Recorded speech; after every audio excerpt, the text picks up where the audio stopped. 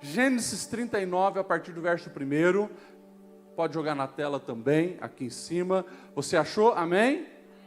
O texto diz assim: José havia sido levado para o Egito, onde o egípcio Potifar, oficial do faraó e capitão da guarda, comprou-os dos ismaelitas que o tinham levado para lá. Ponto. Até aqui. Essa é uma história que você provavelmente já ouviu algumas ministrações. Eu mesmo, certa vez, já ministrei aqui uma série sobre isso. Ouse sonhar. Porque a história de José, ela mostra esse aspecto tão lindo da nossa vida humana, os sonhos que nós recebemos de Deus. Eu tenho certeza que toda pessoa que está neste lugar tem um sonho. Amém? Você tem um sonho? E nós precisamos sonhar os sonhos de Deus. Porém, nós sabemos, e ao ler esse versículo, que tem algo errado nisso aqui.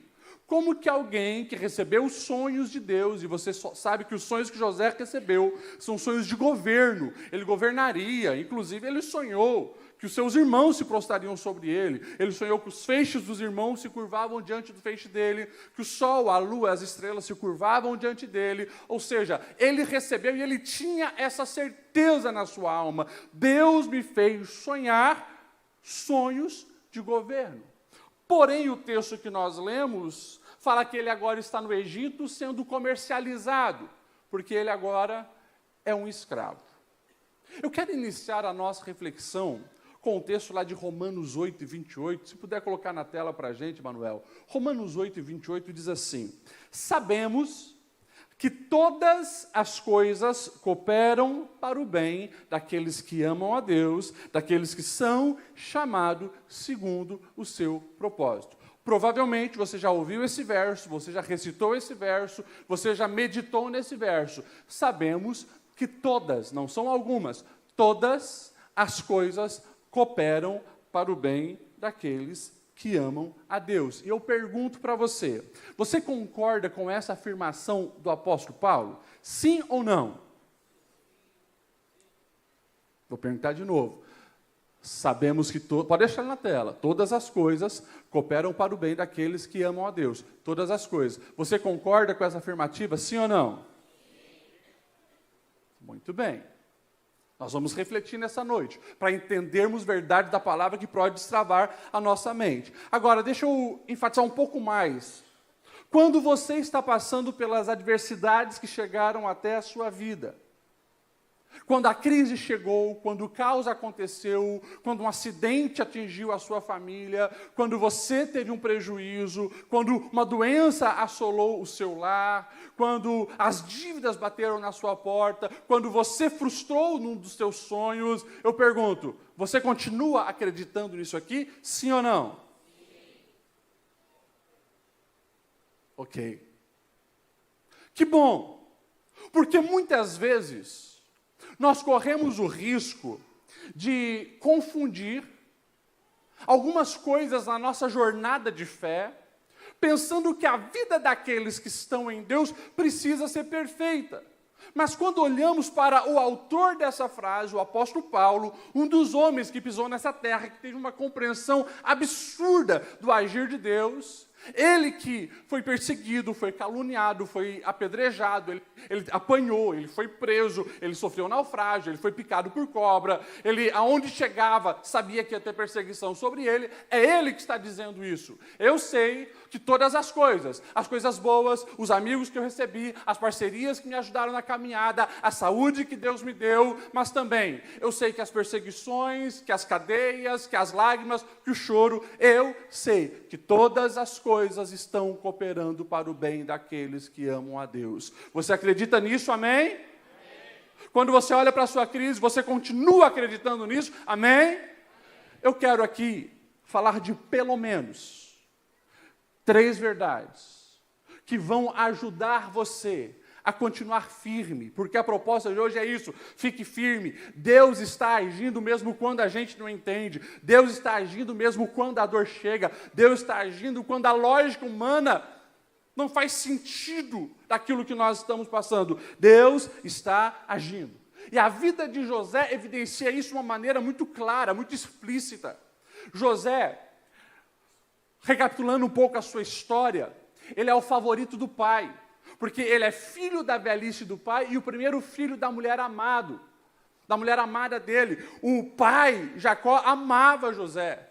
E ele já é criado como o favorito, como o mimado. E os irmãos passaram a não gostar muito dele. De repente, ele recebe promessas de Deus através de sonhos. Como eu falei, 2 sonhos de governo. E ele conta para os irmãos o sonho, que o passam a odiar ainda mais. Então, os irmãos, nutrindo aquele ódio, quando certa vez estão apacentando os rebanhos, e o pai manda ver como que os irmãos estão, quando eles veem José, eles dizem: vamos matá-lo. E vamos ver o que vai acontecer com os sonhos que ele recebeu de Deus. Vamos ver o que vai ser do sonhador. Mas eles pegam José, jogam no poço para ver o que ia fazer, como iam matá-lo, até que um dos irmãos, Judá, ele vê uma caravana de ismaelita vindo, e ele tem uma ideia: não vamos matar, para que sujar a nossa mão de sangue do nosso próprio irmão? Vamos vendê-lo como escravo. Os ismaelitas estão indo para o Egito, ele vai ser escravo no Egito, e acabou os seus sonhos, morreram os seus sonhos.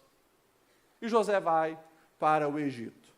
Foi vendido como escravo para, como nós lemos ali, um tal de Potifar, chefe da guarda. E quando nós olhamos esse cenário, nós conseguimos perceber que José, ele foi também, das histórias da Bíblia, um dos grandes desafortunados. Teve privilégio, mas teve muitas complicações na sua vida. Ele muito cedo ficou órfão da sua mãe, que morreu no segundo parto dela, quando veio o irmão mais novo. Ele foi odiado pelos irmãos, como eu estou dizendo. Ele foi agredido, foi jogado num poço, foi vendido como escravo. Está agora numa terra estranha, totalmente diferente, que é lá no Egito. Lá ele está escravizado, mas Deus está com ele, ele vai prosperando, e quando chega para governar a casa de Potifar, a esposa de Potifar dá em cima dele, ele foge, ela calunia, José vai para a cadeia. Ou seja, quantas desventuras na vida de um homem que recebeu um sonho de Deus. E aí, a pergunta que nós precisamos responder é: pastor Lediel, como ficar firme num cenário como esse? Como ficar firme se eu recebi promessa de Deus, mas parece que tudo está dando errado? O Deus que dá sonhos de governo permite que os irmãos persigam, permite que os irmãos vendam, permite que se torne escravo, permite que uma mulher calunie, permite que ele se torne prisioneiro. Sim. Por quê? E aqui eu quero falar 3 verdades. A primeira dela, que você precisa memorizar na sua alma. Você que gosta de escrever, escreva. Você precisa entender que quando Deus quer fazer algo grande, Ele vai te colocar num processo a fim de te preparar. Eu vou repetir isso, para você jamais esquecer. Quando Deus quer fazer algo grande, Ele te coloca num processo a fim de te preparar para você poder desfrutar daquilo que Ele vai te dar. Você me entende? Diz amém. Deus tinha algo grandioso para José, como já falamos, governo. Mas ele era, na casa do pai, um menino mimado. Na casa do pai, ele era o filho queridinho, que o papai tinha dado uma túnica com mangas compridas, simbolizando que ele não precisava fazer os trabalhos forçados que os irmãos faziam. Ele vivia naquela bolha, naquele cuidado. Como que um menino mimado vai um dia governar se não passar por um processo de amadurecimento? E Deus vai fazer o quê? Deus vai tirando esses confortos, Deus vai tirando esses privilégios, Deus vai permitindo que as próprias circunstâncias planejadas pelos irmãos se tornem uma escola na vida de José, para que ele pudesse viver lá na frente a sua grandiosa promessa. É na casa de Potifar que ele aprende habilidades governamentais. É na casa de Potifar que ele aprende a se livrar de ciladas pecaminosas. É quando ele é caluniado e jogado lá na cadeia, com a pior raça que podia ter lá no Egito, que ele aprende a lidar com gente difícil, que ele então, quando governasse, ia ter que lidar todos os dias. Ou seja, cada etapa difícil na vida de José era um preparo para ele viver as promessas de Deus. Se você olhar a Bíblia de ponta a ponta, isso está explícito. Há um chamado para Moisés, um chamado de libertação, mas esse homem só começa a viver a promessa de libertador com 80 anos. Ele passa 40 anos no Egito, na casa do faraó, como um príncipe, aprendendo as ciências, mas acontece uma catástrofe, ele vai defender alguém, acaba matando uma pessoa e ele tem que sair fugido. E nessa fuga, ele vai para o meio do deserto de Midian. Ele passa 40 anos cuidando de rebanho, exercendo paciência, porque ele depois passaria outros 40 libertando o povo e conduzindo o povo como um rebanho no meio do deserto. Aquilo que ele estava passando, enfrentando nos momentos difíceis, era a preparação para Moisés se tornar esse maior líder praticamente da história da humanidade que nós o conhecemos. Quando nós olhamos para uma mulher na Bíblia chamada Ana, estéril, sonhava em ter filhos, tinha o desejo de ser mãe, porém era estéril. A sua concorrente zombava dela, humilhava ela, ridicularizava ela. Ela muitas vezes não entendia o porquê, mas Deus estava preparando aquela mulher e o coração dela para que quando a promessa chegasse, ela entendesse que o filho não era dela e para ela, mas ela criaria aquele filho para Deus. E quando Samuel chega, ela então estava com o coração preparado para entregar ao Senhor. Davi é ungido rei na frente dos seus irmãos. Ele recebe uma promessa de reinado. Porém, depois que ele mata o gigante Golias e todo mundo fica conhecendo, o ciúme entra no coração do rei Saul, que passa anos perseguindo Davi, que tem que fugir, muitas vezes morrendo de fome. Para conseguir sobreviver, teve que comer pão dedicado apenas aos sacerdotes. Esse é o Davi fugitivo que tinha promessa de ser rei, mas todos aqueles anos Deus estava preparando o coração de Davi para se tornar um grande rei. Você me entende, amém? Por que eu estou falando isso? Porque eu creio que Deus tem grandes promessas sobre a sua vida. Você confirma isso? Deus tem grandes promessas sobre a sua vida, sobre a sua casa, sobre a sua empresa, sobre a sua família. Deus tem grandes coisas para realizar sobre você, mas entenda também que as adversidades que você vive, que você passa, estarão te preparando para o dia que a promessa chegar. Você pode pegar na mão de uma pessoa que está do seu lado e dizer para essa pessoa: a intensidade do processo é proporcional à grandeza do propósito. Repita isso: a intensidade do processo é proporcional à grandeza do propósito. Coloque a mão no seu coração, feche os seus olhos e fala para você mesmo isso: a intensidade do processo é proporcional à grandeza do propósito. Então, a partir de hoje, quando a dificuldade chegar, as lágrimas rolarem, quando a dor bater na sua porta, entenda, Deus está te lapidando para você viver algo grandioso. Você pode aplaudir o nome do Senhor por isso? Aleluia!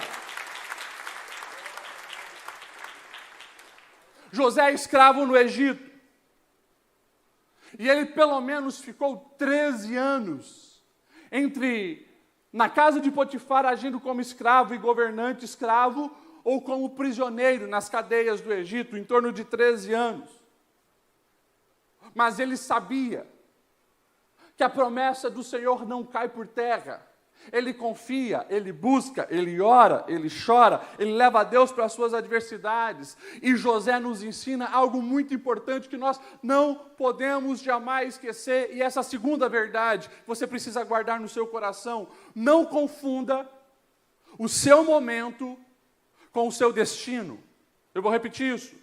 Não confunda o momento que você está vivendo de dor. Não confunda o momento que você está vivendo de crise. Não confunda o momento que você está vivendo de lágrimas como o seu destino final. Esse não é o ponto final da sua vida. Quando nós ousamos tirar conclusões definitivas do momento da dor, nós corremos o risco de desanimar. Nós corremos o risco de murmurar. Nós tiramos o foco da promessa, nós desanimamos a nossa fé, nós enfraquecemos as nossas forças, porque a gente acha que é isso ali, que deu.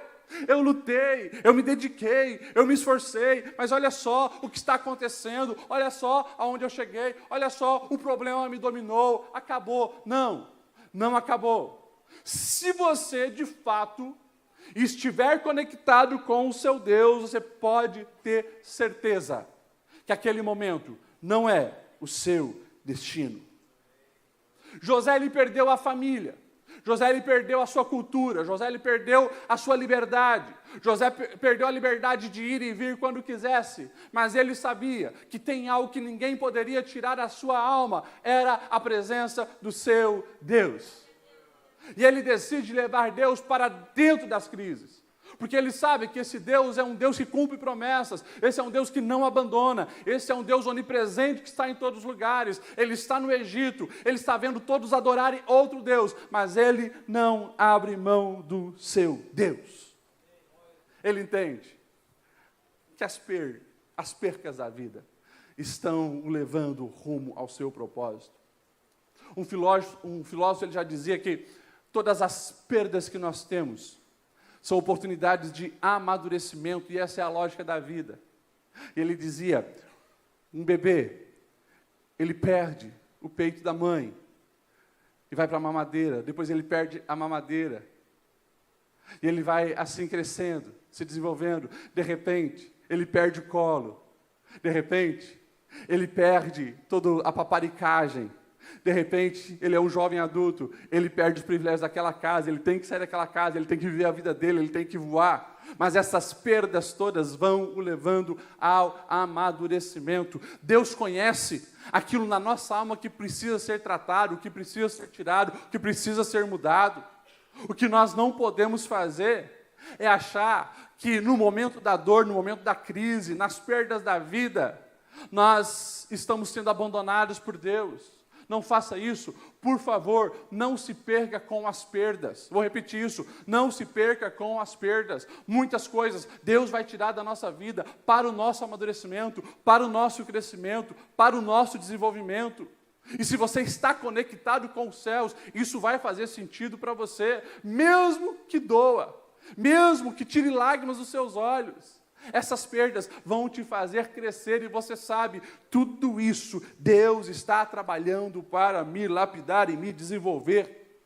Quando nós olhamos para as histórias da Bíblia e aquelas que eu citei, nós vamos ver exatamente isso. A esterilidade da Ana não era o fim dela, mas era a preparação de um coração para quando viesse o Samuel, ela entregasse a Deus. A mesma coisa de Davi, o preparando para o reinado, a mesma coisa do nosso Mestre Jesus. Teve que passar pela humilhação, pelo desprezo, pelas chicotadas, teve que passar pela cruz, teve que passar pela morte, teve que passar pela tumba, mas aquele não era o fim do nosso Mestre. O dia 3 foi o da ressurreição, e ele viveu glorificado para nos salvar e nos resgatar. Cantamos aqui hoje, o choro pode durar uma noite, mas a alegria vem pela manhã. Isso precisa estar na sua alma. No capítulo que nós lemos de Romanos, o verso 18, Romanos 8 e 18, o apóstolo Paulo vai dizer assim: eu considero que os nossos sofrimentos atuais não podem ser comparados com a glória em que nos será revelada, ou que será revelada em cada um de nós. Por favor, de novo, pega na mão de quem está do seu lado e fala para essa pessoa: as crises não são o seu destino. Aleluia! Portanto, não coloque um ponto final aonde Deus não colocou. Não coloque um ponto final no momento da dor. A dor não é para você tirar conclusões. A dor é para você entender. O processo continua, mas eu sei que Deus vai me levar muito além disso. Amém? Glória a Deus. E a terceira verdade, que complementa todas as outras duas, precisa estar latejando na sua alma, para que você fique firme e entenda que Deus está agindo e trabalhando. Você precisa entender que a promessa que Ele te deu não pode ser esquecida, não pode ser negligenciada, não pode ser desprezada, porque é a promessa que Deus te deu, que tem a capacidade de te manter de pé nos dias maus. Vou repetir isso. A promessa que Deus te deu tem a capacidade de te manter de pé nos dias maus. Quais foram as promessas que Deus te deu? Quais promessas que Deus falou sobre a sua vida, sobre a sua casa, sobre o seu ministério? Quais são as promessas que Deus revelou ao seu coração? O que você tem feito com essas promessas? Eu já falei, e vou repetir, lá na nossa casa, a minha esposa usa a parede do nosso quarto para escrever tudo que Deus ministra ao coração dela. É uma loucura. Pastor, ela rabisca as paredes da casa, rabisca a parede do nosso quarto, toda a parede é rabiscada, mas lá está cada item que Deus tem revelado ao coração dela. Quando nós acordamos, a primeira coisa que nós vemos, as promessas de Deus, a palavra de Deus, as confirmações de Deus, o jeito de Deus trabalhar, e aquilo vai nos dando força para superar os dias maus que chegam para todos nós. O problema da nossa sociedade hoje, de muitos crentes hoje, é que ele recebe uma vez a promessa do Senhor, mas esquece porque enche a mente de lixo. E daí as outras vozes ocupam um lugar no coração com muito mais peso do que a voz do teu Deus, aquele que te criou, é aquele que te deu as promessas. Você precisa todos os dias lembrar o seu coração do que Deus já falou. Quando nós olhamos aqui o Gênesis 39, verso 1 e 2 que nós lemos, o verso 2 vai dizer, o Senhor estava com José. O Senhor estava com José. Ele é escravo.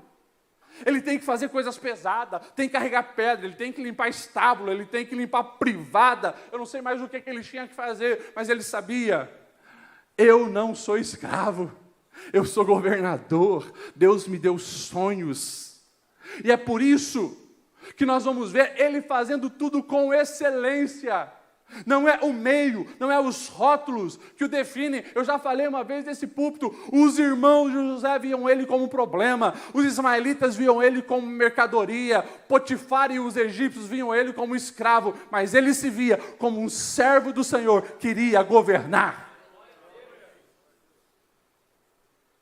Permita que as promessas de Deus estejam latejando na sua vida a ponto de não comprometer a maneira de você viver, a maneira de você fazer, a maneira de você pensar, a maneira de você sorrir, a maneira de você executar as promessas de Deus. Quando chega o pecado, as propostas indecentes, as propostas imorais, o que José faz? Ele se lembra da promessa. O verso 9, Gênesis 39, verso 9, ele vai então falar que jamais poderia se deitar com aquela mulher. Olha a pergunta final, como eu cometeria tamanha maldade e pecaria contra Deus? Ele sabe, o Deus que deu promessa, é o Deus que mantém aliança, a parte dele ele vai fazer, então eu vou fazer a minha, não vou ceder às propostas malignas. Quando a promessa está latejando na sua alma, você não apenas encontra ânimo para viver, mas encontra força para resistir às propostas do diabo, que de fato vão te destruir se você ceder. Quando nós olhamos para a palavra, nós vamos encontrar vários exemplos. Eu gosto muito do exemplo de Josué, aquele que é escolhido por Moisés como um dos 12 espias para dar uma olhada na terra prometida. E só ele e Caleb voltam falando, olha, nós vamos entrar. Os outros estão todos animados, os 10 dizem, tem gigantes, é impossível entrar, Deus nos tirou de lá para nós morrermos aqui mesmo. E daí, Josué e Caleb, eles rasgam as vestes. E ele diz, o Deus Criador nos deu uma promessa. Nós vamos entrar, e tem mais. Esses que vocês estão chamando de gigantes, nós vamos devorar eles como se fossem pão na nossa mão. Nós vamos dominar, porque Deus nos garantiu. Os incrédulos chegam a pegar em pedras para atirar em Josué e Caleb. Olha isso. Porque, escute isso. Sempre que você estiver em sintonia com os céus, confiando e acreditando na promessa, vai se levantar oposição. E quanto mais grande o que Deus tem para realizar na sua vida, mais oposição você vai receber. Entenda isso. E muitas vezes, Isso vai vir em palavras, isso vai vir em ideias, isso vai vir as pessoas vomitando os seus traumas, as suas mazelas sobre você. Seja como Josué e Caleb, coração blindado, confiando naquilo que Deus falou. Permita que as profecias que foi dada através de Jeremias, eu destaco aqui 29:11 de Jeremias, porque eu, o Senhor, conheço os planos que tenho para vocês, planos de fazê-los prosperar e não de causar dano, plano de dar a vocês esperança e um futuro. Ou seja, por favor, saia daqui convicto que a promessa de Deus no seu coração, na sua alma, tem a capacidade de fazer com que você supere os dias maus. Você pode pegar na mão de alguém e falar para essa pessoa: não abra mão das promessas que Deus te deu. Aleluia. Essa semana, foi hoje que eu mandei um recado para o pessoal no WhatsApp. Quem recebe a mensagem no WhatsApp? Amém. Alguns recebem, estão lá no grupo. Eu mandei uma mensagem dizendo: não saia ileso das crises. Você leu, alguns já me deram feedback que foram abençoados. Eu citei ali um dos grandes missionários chamado Hudson Taylor. E Hudson Taylor passou por muitos momentos difíceis na sua vida. Ele foi missionário lá para a região do Oriente, na China. Muitas perseguições, muitas adversidades e muitas crises ele passou. Mas ele entendia que as crises serviam para lapidar a sua alma, e ele disse assim: aprender o que Deus quer nos ensinar em meio à crise é mais importante do que sair dela. Por isso eu falei para os irmãos através da mensagem: não saia ileso das crises, você precisa sair transformado. A dor da crise, ela não pode ser apenas um lembrete de coisas negativas, ela precisa ser pedagógico, te fazer crescer, te fazer aprender e te fazer amadurecer para viver os propósitos de Deus na sua vida.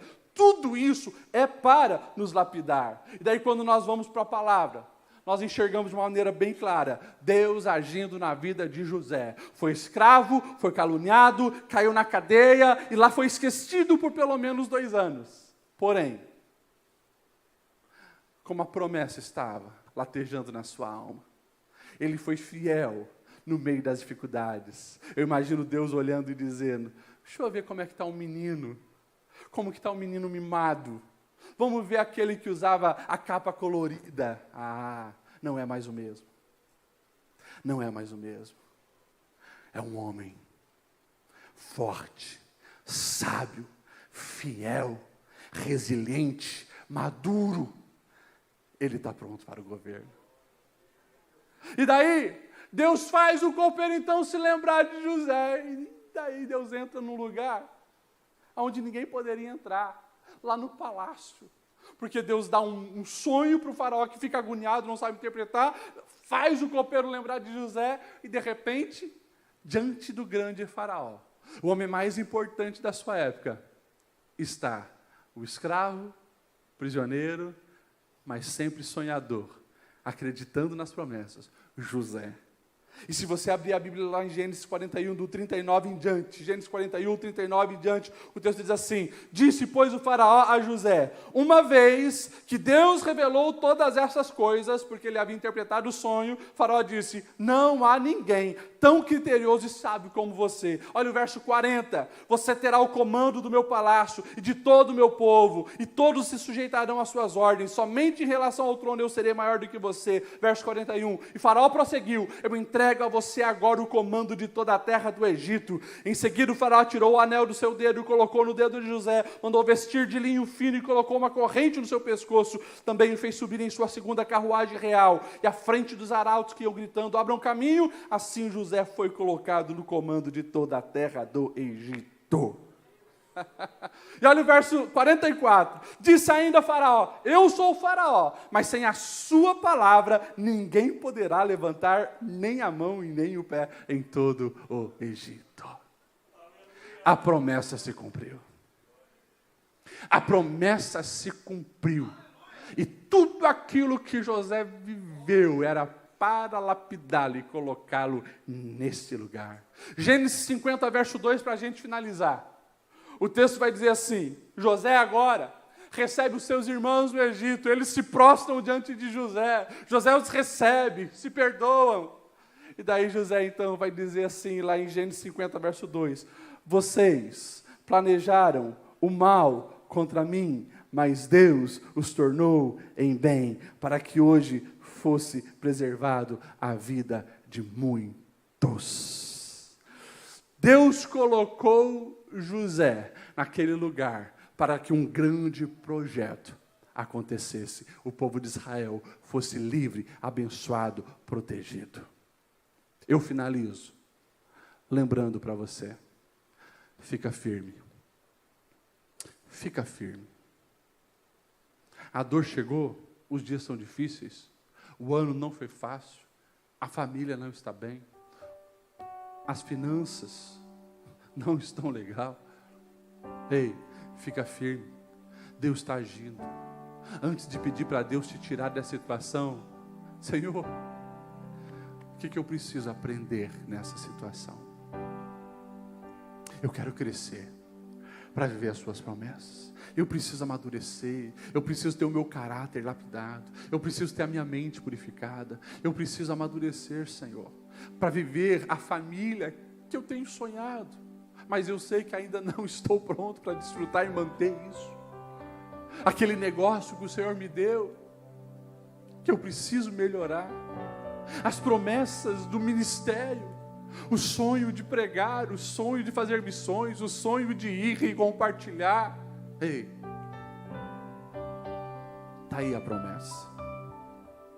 Só dê liberdade para Deus trabalhar. Não coloque um ponto final. Ele está aí.